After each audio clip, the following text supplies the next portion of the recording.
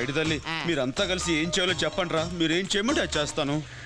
ఆడది ముగుణ్ణి లొంగ తీసుకునేది రెండే చోట్లు, ఒకటి బెడ్, రెండు ఫుడ్. ఇంక బెడ్దే ఉందిలే, అయిపోయిందిగా. నిన్న రాత్రి సిగ్గొకటి మరి గుర్తొస్తుందిరా. చెప్పేది విను. ఈ రోజు నుంచి ఆవిడ ఎడ్డం అంటే తెడ్డమను, తెడ్డం అంటే ఎడ్డమను, ఏ ఫుడ్ పెట్టినా గడ్డను. ఎళ్ళం తలెత్తుకుని వెళ్తాడు, తర్వాత మనం తల దించుకునేలా చేస్తాడు. లేదురా, ఈసారి చూస్తారుగా.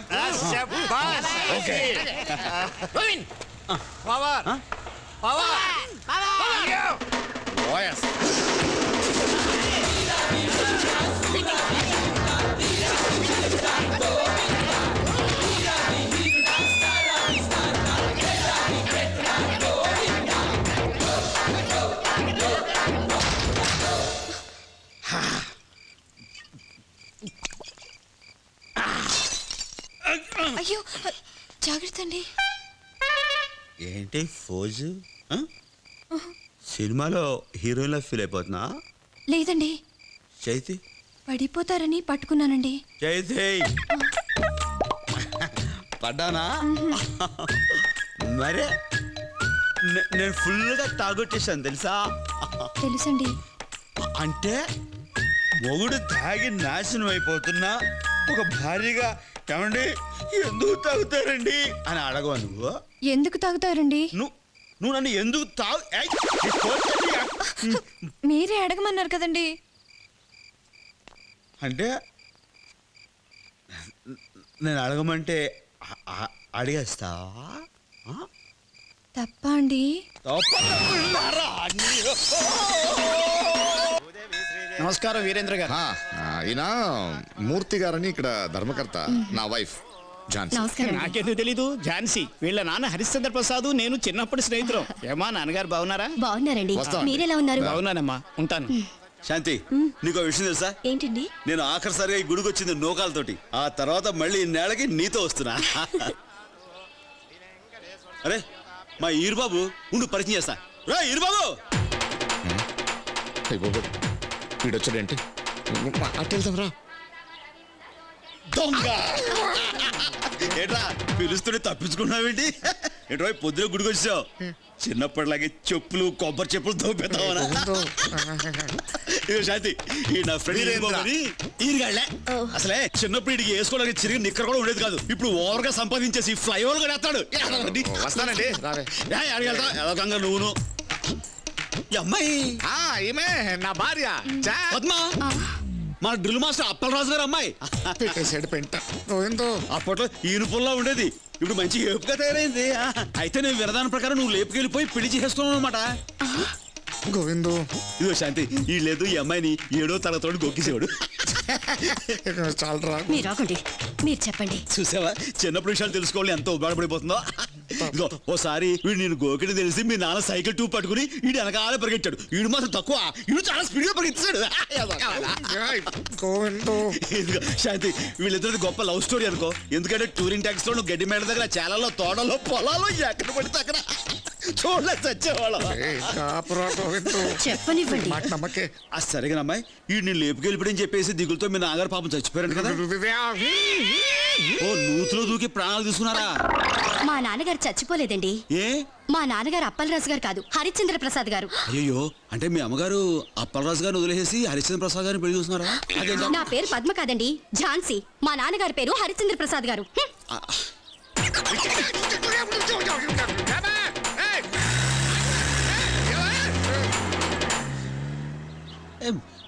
నేనేమన్నాను? లేకపోతే ఏంటండి ఇది? ఏంటేంటి?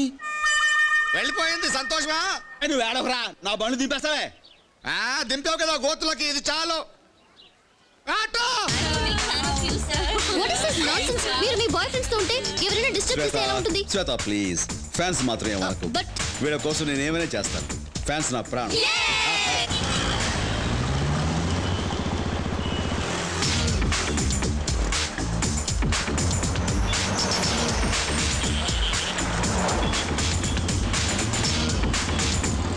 ఏంటో అర్జెంటు సెలవేండి. ఈ మధ్య అమ్మాయిలు ఎండేసుకుని తిరుగుతున్నావంట. అమ్మాయిలు కాదండి, అమ్మాయి. సర్లే, ఏదో ఒకటి తిరుగుడే కదా. అడిగేవాళ్ళు లేరనా? ఎవరా అమ్మాయి చెప్పి తిను. మాట్లాడమే.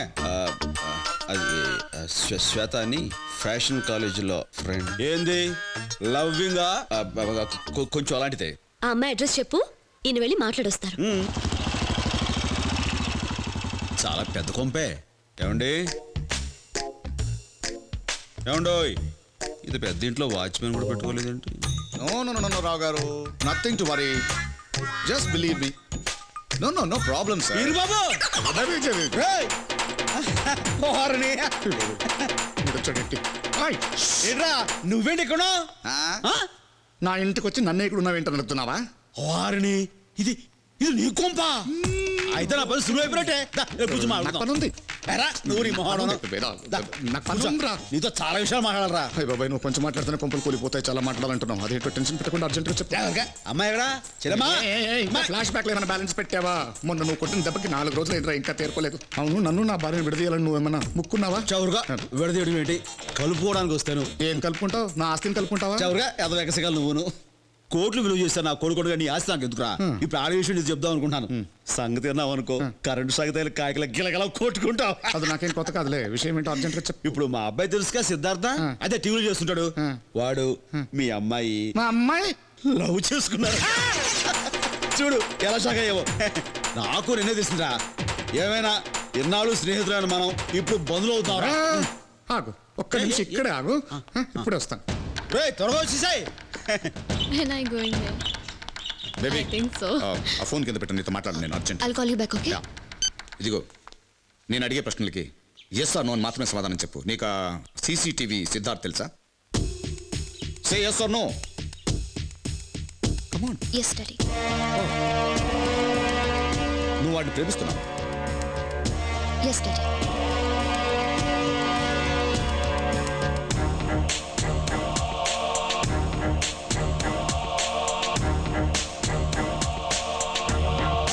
ఇది నీ ఫైనల్ డిసిజనా?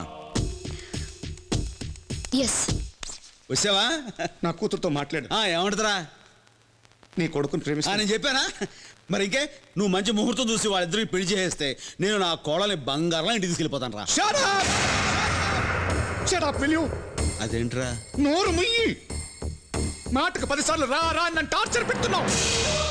కర్మకాడి ఎప్పుడో చిన్నప్పుడు ఫ్రెండ్ అయిన పాపానికి ఇంత చిత్రహింస పెట్టాలా నన్ను? అదేంటి బాబు? బాబు కాదు, వీరేంద్ర కాంట్రాక్టర్. అది నా లెవెల్. కాంట్రాక్టర్. నీలాంటి కూలికి జీతం ఇస్తాను తప్ప స్నేహితుడిగా ఒప్పుకోను. అలాంటిది సంబంధం కలుపుకుంటాను ఎలా అనుకున్నావురా? నిన్ను చూడు, నీ అవతారం చూడు, నన్ను చూడు. నువ్వు నా వియంకుడువా?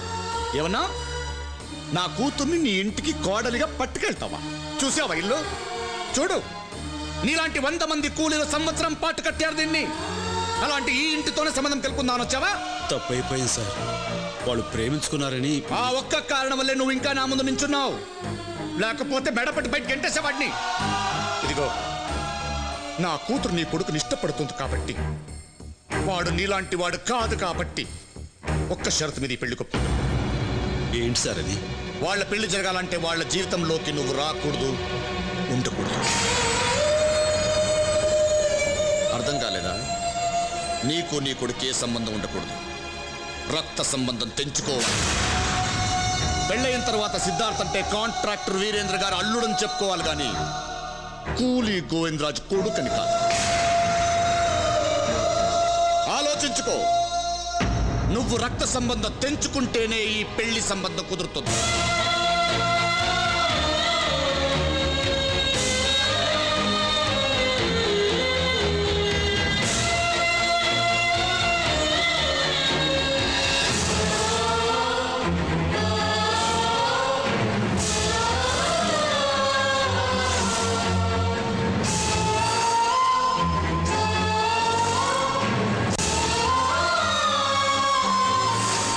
గోవిందరాజు ఇచ్చిన సాక్ష్యాధారాలను పరిశీలించిన మీదట నిందితుడు పాండురంగ దూబే అలియాస్ పాండు పహిల్వాన్ ఉద్దేశపూర్వకంగానే ఎస్ గోపాలరావు అనే వ్యక్తిని హత్య చేసినట్లు ఈ కోర్టు విశ్వసిస్తూ సెక్షన్ 302 ప్రకారం యావజ్జీవ కారాగార శిక్ష విధించడమైనది. The court is అడ్జర్న్డ్.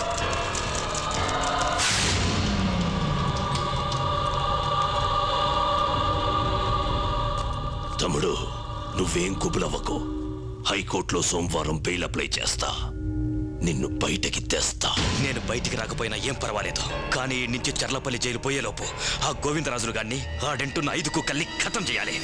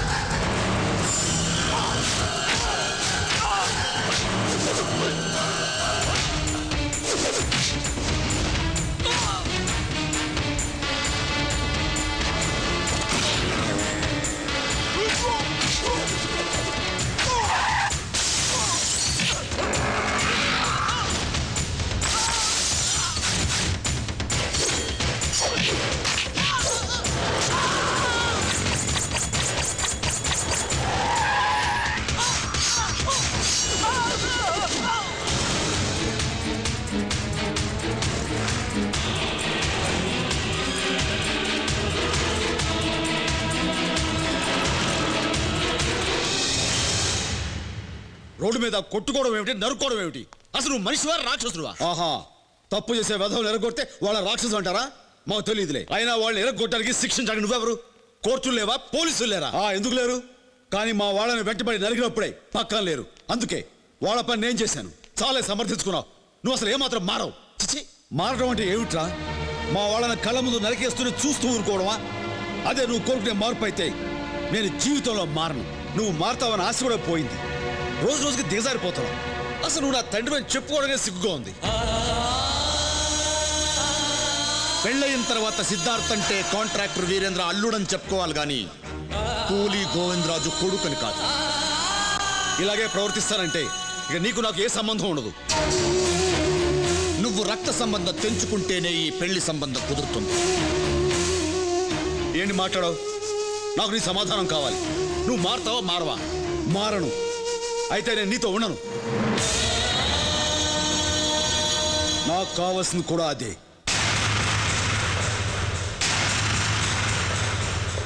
ఏమండి? నువ్వు ప్రతిరోజు నానా మాట్లాడుతుంటే పడ్డాను. నేను కింద పనిచేసే కూలీని కాదు. నా కష్టంతో నేను బతుకుతున్నాను. నా ఇష్టం వచ్చినట్టు నేను ఉంటాను. ఇష్టం లేని వాళ్ళు ఎవరైనా సరే ఇంట్లోంచి బయటికి పోవచ్చు. రాయ్, పోతానని బెదిరించడం కాదురా. నీకు చేతనైతే, పౌరుషం ఉంటే ఇప్పుడే ఈ క్షణమే బయటికి పోరా. ఏంటండి ఆ మాటలు? సిద్ధు, ఆయన మాటలేం పట్టించుకోకు. నువ్వురా. శాంతి, వాడిని ఆపితే నన్ను అవమానించట్లే. పోరా బయటికి.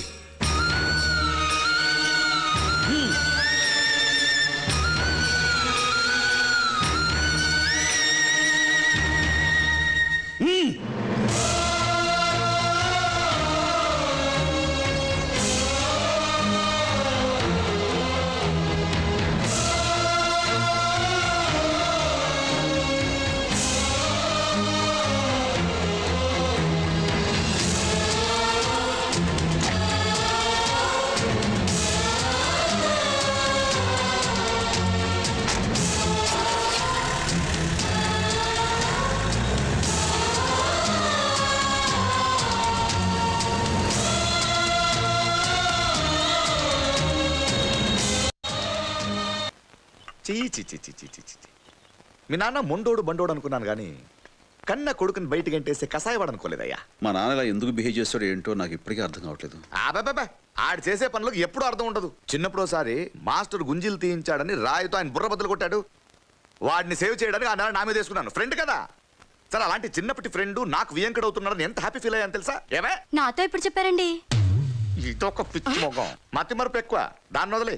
అంతెందుకు ఒకసారి ఈ తాగుడు వాగుడు మానేయమన్నాను, నన్నే కొట్టబోయాడు. నేను ఎన్నోసార్లు చెప్పి చూశాను, నా మాట వినడు. ఆహా, బండోడు వినడు. మర్చిపో అంటే జరిగింది మర్చిపో అని. ఏం లేదు బాబు, అన్నీ సవ్యంగా జరిగితే వచ్చే 14న బ్రహ్మాండంగా ఫంక్షన్ పెడదామనుకున్నాను. సర్లే, ఇప్పుడు ఆయన మనసు మార్చుకున్న తర్వాతే పెట్టుకుందాం. నువ్వు ఒప్పుకుంటే వెంటనే పెట్టేస్తాను కానీ వద్దులే, ఎందుకు ఇలా ఉన్నప్పుడు ఎందుకు? మంచి ముహూర్తం అది చూశాను. మీ ఇష్టం. థ్యాంక్ యూ బాబు. కూతురు నాకు అసలు ఎప్పుడు చెప్పావు నువ్వు? అలాగనే మొగుడు అబద్ధం చెప్తే సపోర్ట్ చేయొచ్చుగా. అది ముందే చెప్పాడు. లాయరు రాసించాలు 14th ఎంగేజ్మెంట్ ఫిక్స్ చేసాయి. అది ఏమో ఓకేనా? Thank you daddy.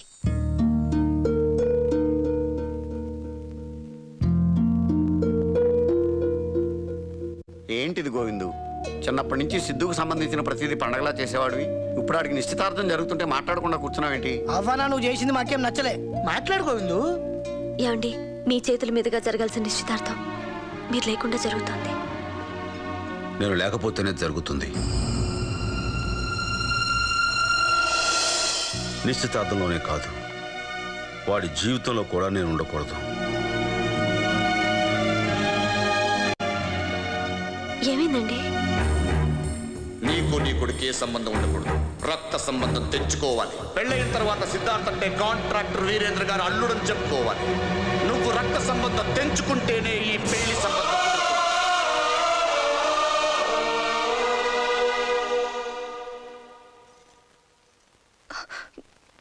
ఎంత బాధని గుండెలో దాచుకున్నారు. ఏమండి, మనం కూడా నిశ్చితార్థానికి వెళ్దామండి.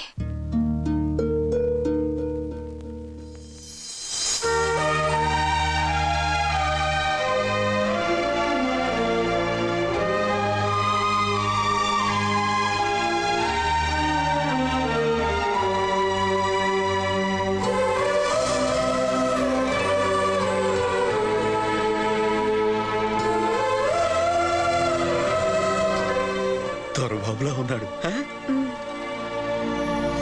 మై ఫ్రెండ్స్, నా కూతురు ఎంగేజ్మెంట్ కోసం బెల్జియం నుంచి ప్లాటినం డైమండ్ రింగ్స్ తెప్పించాను. You know how much it costs? 1,50,00,000. 1,50,00,000. Thank you so much dad. Thank you so much. I love you my daughter. నీకోసం ఏమైనా చేస్తానే. Siddhu, what you feel about this? Come on Siddhu, say something. కూతురు కళల్లో సంతోషం చూడడానికి కోట్లు ఖర్చు పెట్టే మీ డాడీని చూస్తుంటే చాలా ఆనందంగా ఉంది. కానీ కొడుకు జీవితంలో జరుగుతున్న మొట్టమొదటి శుభకార్యం చూడడానికి నా తండ్రి ఇక్కడ లేనందుకు బాధగా ఉంది.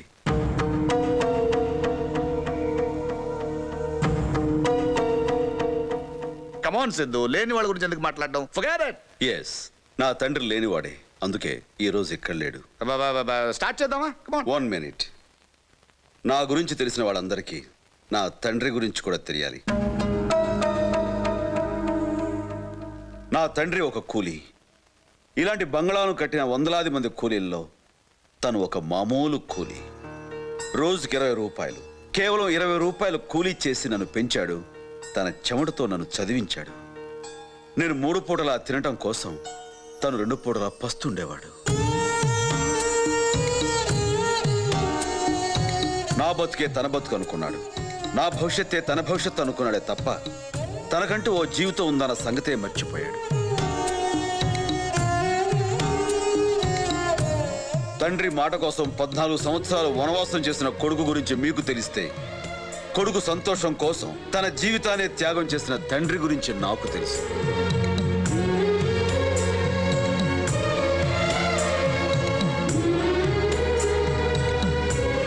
ఆయన నాకు తండ్రి మాత్రమే కాదు, దేవుడు కూడా. దేవుడున్న ప్రతి చోట గుడి ఉంటుంది. గుడి లేని దేవుడే నా తండ్రి గోవిందరాజులు. సిద్ధు, ఇట్స్ ఓకే, అందరూ వెయిట్ చేస్తున్నారు. ముందు ఇది కానిచ్చేస్తే. ష్యూర్. ఈ రింగు తొడిగే ముందు నాదో కండిషన్. ఏంటది? నువ్వు మీ నాన్న నుంచి విడిపోవాలి. లైఫ్లో మళ్ళీ ఎప్పుడూ కలవకూడదు, కనీసం చూడకూడదు. వాట్? సిద్ధు, ఏమైంది? Have you gone mad? నీకేమైనా మతిపోయిందా? విడిపోవాలి అని అన్నందుకే నీకంత కోపం వచ్చింది. మరి నా తండ్రి నుంచి నన్ను విడదీసినందుకు నాకెంత కోపం రావాలి? ఈ పెళ్లి జరగాలంటే మేము శాశ్వతంగా విడిపోవాలని మీ నాన్న కండిషన్ పెట్టాడు. కండిషన్లతో కాంట్రాక్టులు చేస్తారేమో కానీ కాపురాలు చేయలేరు. వీరేంద్ర గారు, కూతుర్ని అత్తవారింటికి పంపించడం సాంప్రదాయం. అల్లుడిని ఇల్లరికం తెచ్చుకోవాలనుకోవడం స్వార్థం. దేవుడు లాంటి మా నాన్న ఈ రోజు దిక్కులేని వాళ్ళ ఆ మూల ఉండటానికి కారణం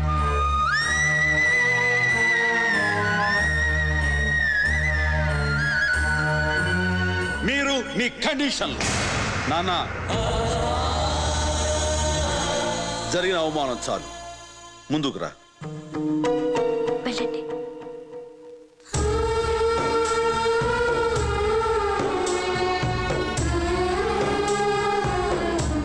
అరే సిద్ధు, ఏంట్రా ఇది? ఇక్కడ దాకొచ్చే శుభకార్యాన్ని కాదే నా నాన్న. శుభం కోరేవాడు చేస్తేనే అది శుభకార్యం అవుతుంది. అతను కోరుకుంటుంది మన శుభం కాదు, అందుకే ఇది జరగదు. అలా అనకరా నా మాట. అంటే నువ్వు నన్ను ప్రేమించడం లేదా? ప్రేమిస్తున్నాను. నాకు నువ్వు కావాలి, నీ ప్రేమ కావాలి. కానీ ఇద్దరిలో ఎవరు ముఖ్యం అంటే నాకు నా తండ్రే ముఖ్యం అంటాను.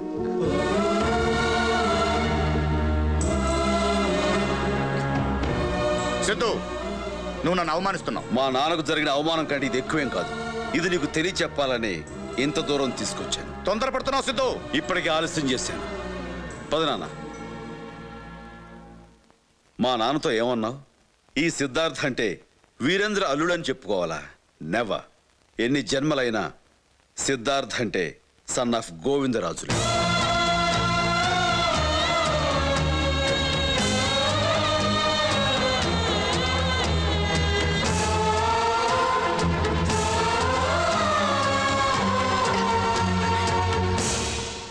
ఇదే పాప. ఓకే బ్రదర్స్, ఒక తల్లి కడుపును పుట్టకపోయినా ఒకే ఆటోలో కలిసి ప్రయాణం చేశాం. ఈ ఇల్లు మీద అండి? అవును బాబు. ఇంత పెద్ద ఇల్లు పెట్టుకు